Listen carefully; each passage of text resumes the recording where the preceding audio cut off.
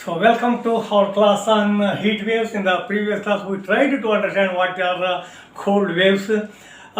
See, it differs a lot from country to country, state to state, and sometimes region to region. So meteorological observations are point measurements. Most of the measurements are point measurements. So the weather, based on the weather data only, we just see the comfort zones for the crop, comfort zones for the animals. And why I am telling is, see, declaring the cold wave or declaring the heat wave is okay. It is depend. It pertains to the station. It pertains to the area. Say, for example, rain may occur on elder brother's house. It may not occur on the younger brother's house. So, how to do justify? Rain occurred in the elder brother's house. Rain has not occurred on the younger brother's house. So, what to do? It is a point measurement where we keep the rain gauge, we measure it. So that's why we take a representative average of the different rain gauges available. Then we declare it. That are proved to be excellent. They have worked a lot. So why I am telling, as far as heat waves are concerned, this is specific to what I told in the cold waves. What I am going to tell, heat waves is specific to India, otherwise Southeast Asia. So okay, so in different countries, different things may be taken into consideration. Wind chill or heat wave, cold wave, different things, but basics are same only. Now in India, heat wave is defined as the condition for a prolonged period when the departure of maximum temperature from the normal is plus 4 degrees centigrade to plus 5 degrees centigrade or more for regions where the normal maximum temperature is more than 40 degrees centigrade, and the departure of the temperature from normal is plus 5 to plus 6 degrees centigrade for regions where maximum temperature is 40 degrees centigrade or less. Okay, 40 degrees centigrade is taken into base.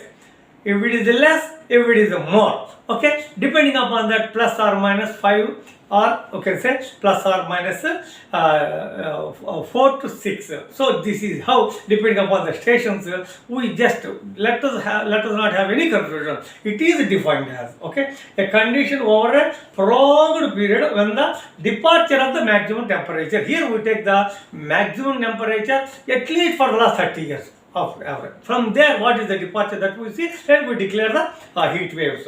Now, so when the actual maximum temperature remains 45 degrees centigrade or more, irrespective of the normal maximum temperature, heat wave is declared in any place. Okay, irrespective of whatever it may be, 45 degrees centigrade is there, we declare the heat wave.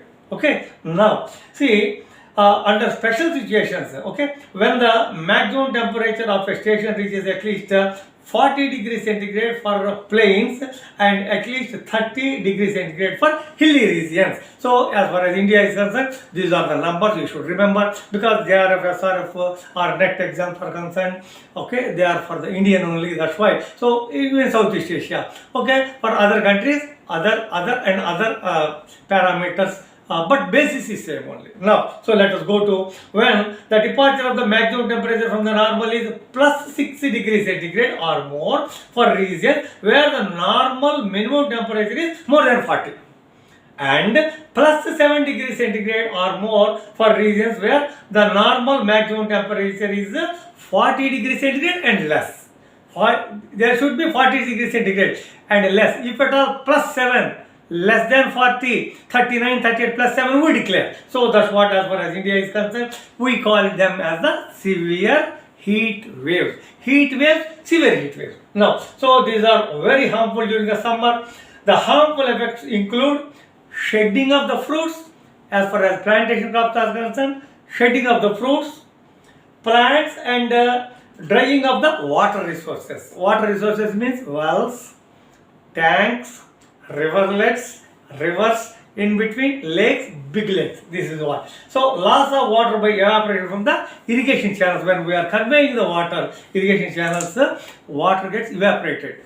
Conveyance losses, that's what we call that.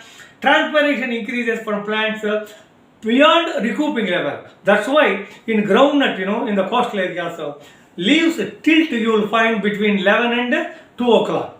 11 a.m. to 2 o'clock, because this is the transpiration increases from plants beyond recouping level, certain signs. Okay, so plants tend to wilt and die owing to rapid desiccation. Desiccation damage is there. That's what we sunclad, stem girdle, desiccation. I told in the basics. That's why I request you, please subscribe to my channel. There I have given agrometeorology, farmers development basics I have given there. Now, so hot winds cause the shriveling effect at the milk stage of all the agriculture crops. Heat waves cause shriveling effect on the most of the crops. How to manage the management of the heat waves? We discussed about the advection frost, radiation frost. As far as radiation frost are concerned, passive methods and active methods. Similarly, how to manage the heat waves? Okay, adoption of specific agronomic practices like shelter belts and choice of varieties. Shelter belts and choice of that we discuss separately. Shelter belts and wind wave uses. Okay, so first thing is to escape from heat waves. Shelter belts and choice of the varieties that we should take. Improving the weather forecasting mechanism. That means what are the weather forewarnings. Okay, already existing mechanism we should try to improve. Change of microclimate by means of cropping system. Please note, micrometeorology, as far as I am concerned, two things I am convinced. For the climate change, even for the cold waves and heat waves, micro weather, micrometeorology.